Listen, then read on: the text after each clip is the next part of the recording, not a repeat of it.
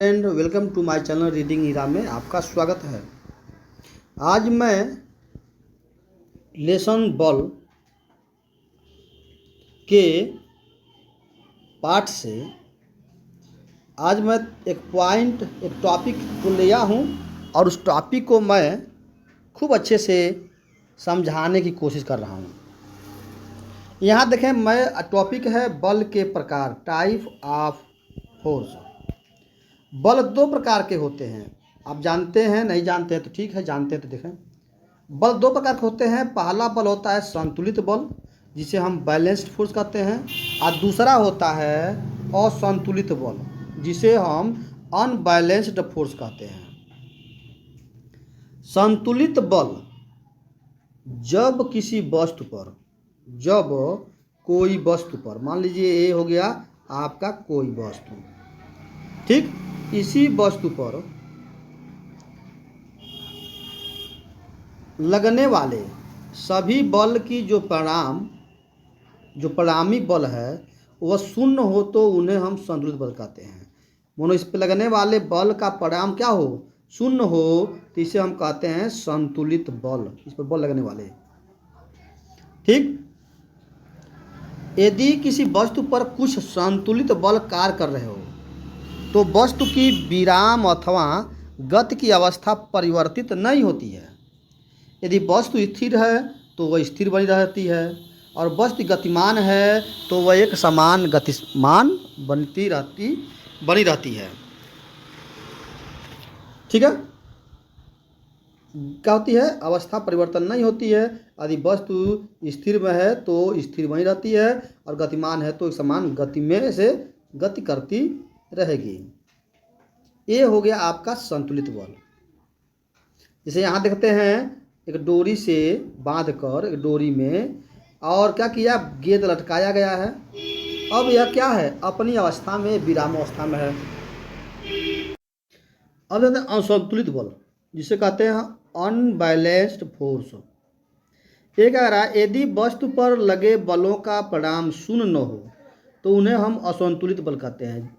यानी किसी वस्तु पर जब हम बल लगाते हैं तो उस बल का परिणाम शून्य न हो, मतलब वह कहीं न कहीं उसके जो जगह में परिवर्तन हो, उसे हम कहते हैं असंतुलित बल।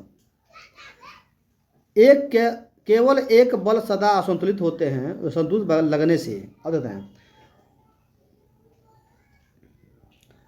असंतुलित बल लगने से वस्तु की विराम अथवा एक समान गति की अवस्था में परिवर्तन हो जाती है, उसे हम कहते हैं असंतुलित बल।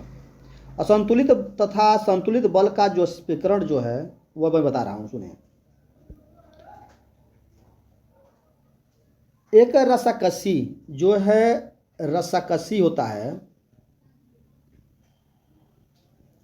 ये रस्सी है, और यह रस्सीकसी में जो है, खेल में जो क्या होती है, दो टीम होती हैं। खेल में दो टीम होती है, रस्सीकसी के खेल में दो टीम होती है। उसके बाद रस्सी को समान बल से खींचती है दोनों टीमें, तो रस्सा और दोनों टीमें अपने स्थान पर स्थिर बने रहते हैं। इस दिशा में दोनों टीमों का रस्से पर लगाया गया बल क्या है, संतुलित बल है। परंतु जब कोई टीम रस्से को अधिक बल लगाकर खींचता है, और जो कमज़ोर टीम होती है वह क्या होती है, रस्से की तरफ घिंच चली जाती है, तो उसे हम असंतुलित बल कहते हैं। उसे हम क्या कहते हैं, असंतुलित बल कहते हैं। इसका परिणाम यह होता है कि रस्सा तथा दोनों टीमों में असंतुलित बलों के कारण इसके परिणामी बल की दिशा में गति उत्पन्न हो जाती है। दूसरी एग्जाम्पल हम लेते हैं, दूसरा एग्जाम्पल देख लेते हैं हम क्या कर रहा है। अब क्या होता है, किसी वस्तु को किसी वस्तु को खुरदले तल की अपेक्षा चिकने पर अपेक्षाकृत क्या होता है, कब बल लगाकर खींचा जा सकता है। कोई वस्तु है और उस वस्तु को क्या होता है, अगर वह वस्तु किसी फर्श पे यानी किसी चिकने फर्श पर हम खींचते हैं तो यह वस्तु बहुत आसानी से खींची जा सकती है। लेकिन अगर हम उसी वस्तु को किसी खुरदरे फर्श पर अगर हम खींचेंगे तो उस पर क्या लगेगा, अधिक बल लगेगा। और क्या होता है, जो वस्तु अब देना जो वस्तु पर हम वस्तु को खींचने के लिए हम वस्तु पर बल लगाते हैं तो वस्तु तथा तल के बीच क्या होता है, इसके बीच में घर्षण उत्पन्न होती है। तल और वस्तु के बीच में क्या होती है, घर्षण उत्पन्न होता है, जो वस्तु की गति के विरुद्ध कार्य करता है। जब तक वस्तु को खींचने के लिए आरोपित बल घर्षण बल से अधिक न हो, अगर घर्षण बल से हम अधिक बल न लगाएं तो वस्तु क्या होता है, वस्तु गतिमान नहीं हो पाती।